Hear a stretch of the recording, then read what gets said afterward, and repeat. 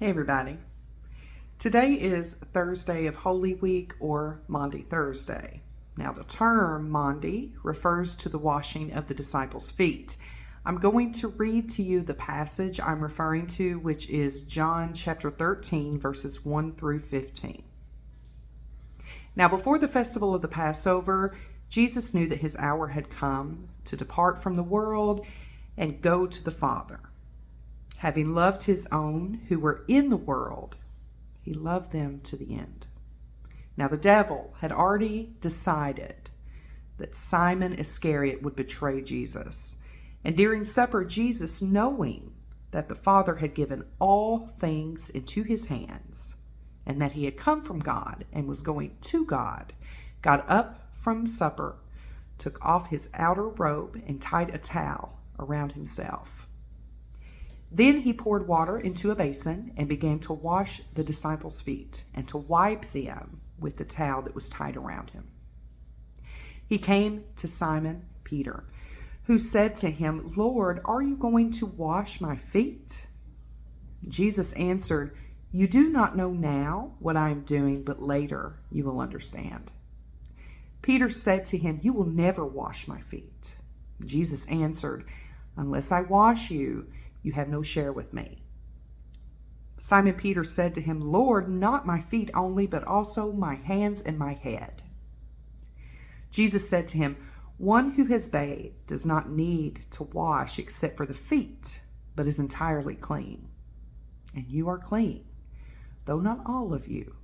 For he knew who was to betray him. For this reason he said, "Not all of you are clean."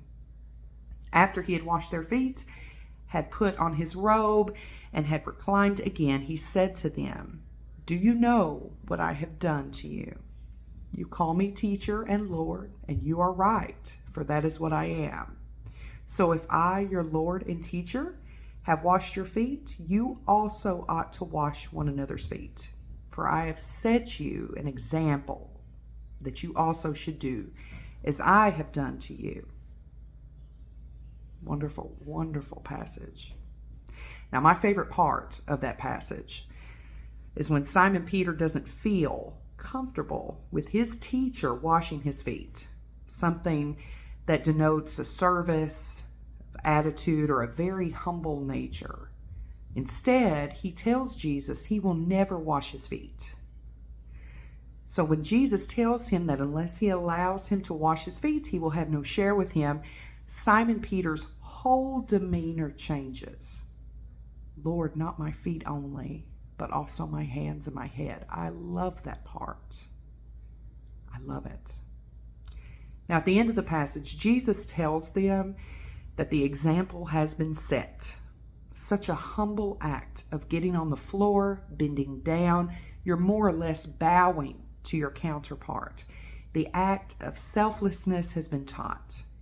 It wasn't only about the act of washing someone's toes, it was also about the service, the mission, the ministry, in lifting others higher, encouraging, lowering selfishness and pride to show love and care for their neighbor. And Jesus said, "You should do as I have done to you." That is a big lesson. Now, as people of faith, as Christians, there are ways we are to treat one another. But sadly, in our world, the example of Jesus sometimes gets forgotten, left behind, denied, if you will. It is time for humanity to envelop a humble spirit. And my prayer for all of us is that we will experience an opportunity where we can figuratively wash one another's feet out of love.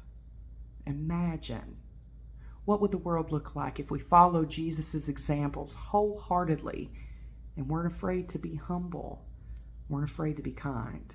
So may God bless you and may God keep you. Amen.